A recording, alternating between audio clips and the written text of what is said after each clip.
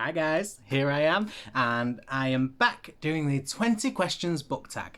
Now, I have been tagged to do this by Emily from Emily Kathleen Reads and Jade from Paperback to Hardback, but Jade's video has not gone up yet, so I'm doing it now just to be petty, because that's me. So Jade has tagged me, but my video's going up before hers, because lol. I haven't looked at any of these questions. The closest I got was when I wrote them down. I ain't got a clue what any of them are because I'm a scatterbrain and that's how it works. So we're just going to make it all up. We know how it works. We've seen my channel. I'm a mess. We accept this. So moving on. Question 1. How many books is too many in a series? It depends. Like, some of my favourite series are really, really long. Like, Alex Cross is 30 books long, and I love it. It's my favourite series ever. I'm really enjoying the Shadowhunter Chronicles that I'm reading, and that's at least 16 books or something like that now. So I don't mind a longer book series, clearly. But it depends on the content, because my Alex Cross books are very much the separate stories. They just have the interconnecting plot thread. Whereas if it was a continual series where the last book mattered for you to read the next one, I'd say a maximum of 10.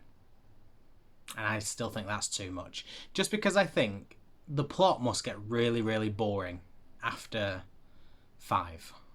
Because if you're just going through the same plot over and over again, eventually it's just going to get a bit dull. Whereas if it's like a segmented plot and it doesn't really matter and it's non-sequential and you can just read them in any order you want, then I don't mind that. That can go for as long as it wants. But if it has a continual narrative, then I say 10. Maybe it should be. I'm just going to go with 10. Just going to go with 10. Question 2. How do you feel about cliffhangers? If it's in a book that has a sequel and it continues, love them. There is nothing better than building me up really excited for the next book. If it is a standalone book, or if it's the last book in the series, and you know it's not going to be resolved, why would you do this? Why? There is nothing worse than a cliffhanger when you get to the end of a book and you sat there like, what happens next? And you don't know, because you never find out. What's the point? All that is going to do is turn me off the book. It's just going to make me hate the book. You know it will. But if it's if it has a continuation, we find out what happens, then I'll love it because it proper builds it up, and I'll love that. Question 3. Hardback or paperback? I feel like hardbacks are very aesthetically pleasing, but I love paperbacks. So yeah, I'm a paperback kind of guy. So yeah, I'm going to choose paperbacks. They're amazing. They're a lot cheaper. They're easier to carry. I just love them. I love them. Paperbacks all the way. Question 4. What is your favourite book? My favourite book is... Oh, I can't even see it. Oh, I've moved it. My favourite book is Into the Shadows by Catherine McPhail, and that is the first book in the Nemesis series. I've mentioned the series so much. People hate it. Not hate the series, they just hate that I mention it because no one knows what it is. It's one of those books no one's ever heard of. I absolutely love it. I love the series as a whole. That's why I say the first one's my favourite, because that begins the journey. But I just love the entire series as a whole. It's amazing. It's great. We know. Question 5. Least favourite book. I've just done a video where I spoke about my least favourite books of the entire year. And number 1 on that list was Don't Tell Mummy by Tony Maguire. But since I filmed that video, I don't feel as though it should be on that list. Well, I feel as though it should be on that list, but I don't know if I should class it as my least favourite book, because the issues I had with it were the content, and obviously that's a big thing, but I don't feel as though I had an issue. If I was someone who could have handled that type of content, it wouldn't have been that bad. So I won't include that one on the list. I will say Alice in Wonderland, because I didn't like how it was written. The writing style was really bad for me, and it seems to be everyone's favourite book, and I'm so sorry, but oh well. I hate it. I hate it so much. I would burn it. I'm getting so many unsubscribes right now. Question 6. Love triangles. Yes or no? No. Question 7. The most recent book I just couldn't finish. This is one of those times where I should have checked. What was it? Oh yeah. The most recent book I actually DNF'd was My Dark Vanessa. I just couldn't do it. I had it on audiobook, which may have made the experience worse, but I don't like books that discuss heavy topics such as the contents of My Dark Vanessa, and similarly Don't Tell Mummy actually. But I don't like those type of content books. It's just not what I look for. When I read a book, I like to be hooked and thrilled and excited and love it, and it's great, and it's a nice little escape from the cruel realities of the world. And books like that don't really work for me. So I tried giving it a go because it was so popular. It wasn't for me, so I put it down. Don't really have any intention of continuing that book ever again. So I DNF that one. Number 8. A book you are currently reading. I am currently reading, what's it called? Clockwork Angel by Cassandra Clare. That is the first book in the Infernal Devices series. I've been vlogging my experience reading all of them. That is the one I have currently started. And I'm also reading Noah Can't Even. I don't know who wrote that one. It's an ebook, so I don't own the book, so it's not kind of plastered into my memory. It's just one that I borrowed from the library. But Noah Can't Even, and I love that book. It is cute as hell. It is my favourite. It's not, but I like it. Number 9. The last book you recommended to somebody. I recommend so many books to everybody. Room 119. I finished that yesterday. I put a review up for it yesterday. I recommended it to everyone in that review. I think it's great. I love it so much. It is such a good book. It is by a self-published author, which is great. We love supporting self-pub authors. And I loved it so much. So I will actually link, maybe in the tags, maybe down below. It'll be somewhere. I will link the link to my review where you can check that out and see if it's a book you're interested in, because I'm recommending it to you right now. Number 10. The oldest book you've read by publication date. Crap.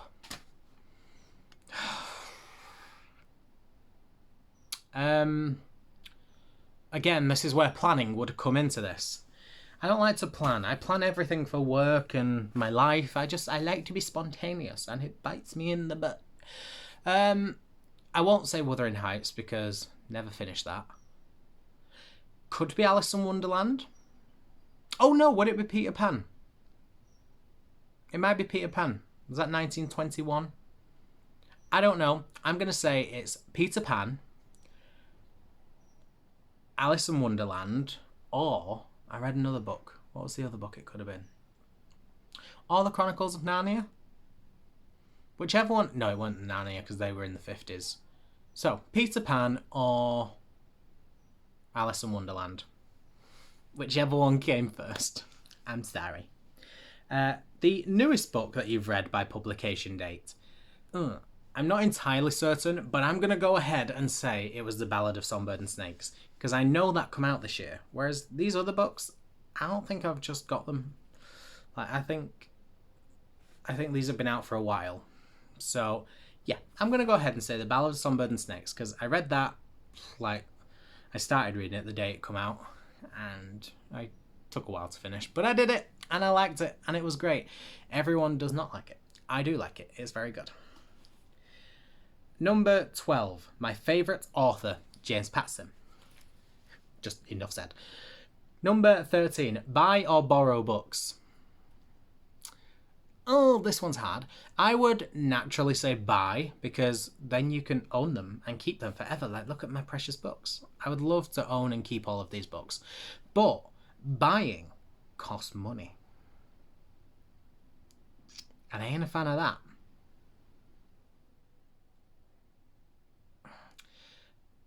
Is there a way that you can borrow and never return? I think that's called theft, isn't it? Theft. I'm just going to go with theft. A book you dislike that everyone seems to love. I'm just going to go back to Alice in Wonderland. Yeah. Everyone seems to love it. Everyone I talk to, they're like, that's my favourite book of all time. And I'm like, sorry, never mind. So yeah, Alice in Wonderland. Bookmark or dog ear? Bookmark. If you dog ear, I will come for you. A book you can always reread. For me, that would be Flowers in the Attic by Virginia Andrews. I don't know why. Also handles a little bit of a heavy topic, but I just love the story, and I think that is my most reread book ever. Like, I've read that book about 6 or 7 times in my life, which probably doesn't sound like a lot to any avid readers that rereads books all the time, but I don't tend to reread books. I read them once and then wait like 4 years until I've forgotten the plot and then read them again. Because I do a lot of thrillers, it just makes more sense rather than going into it thinking, it's less thrilling this time.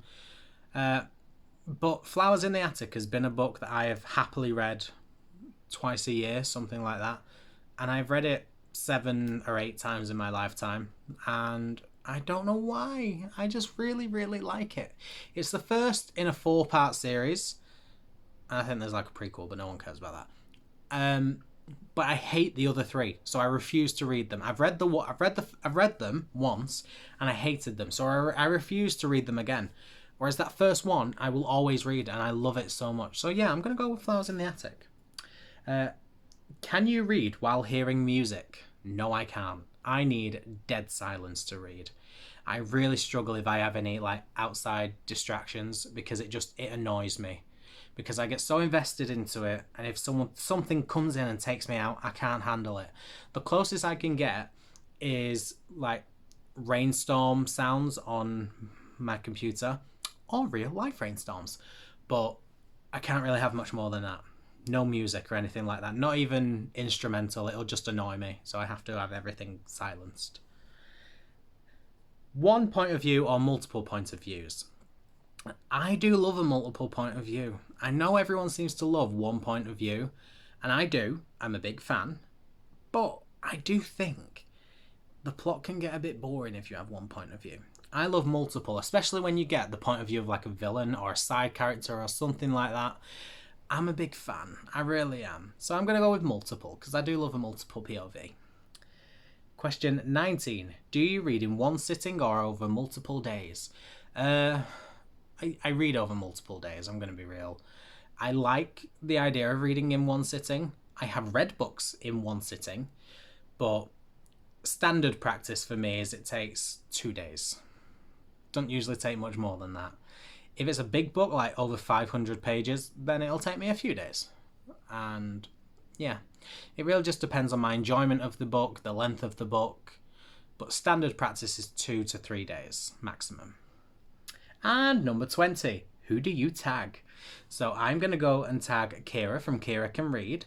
I'm going to tag Claire from Books with Claire. And I'm going to tag Celeste from The World of Reading. I can't tag Brooke because Jade has tagged Brooke. I can't tag Jade because Jade tagged me. Also, check out Jade's video when that comes up. And that is it from me. So thank you so much for watching. Hopefully it was entertaining. Make sure you click the subscribe button and click the bell so you're always notified. Give me a thumbs up.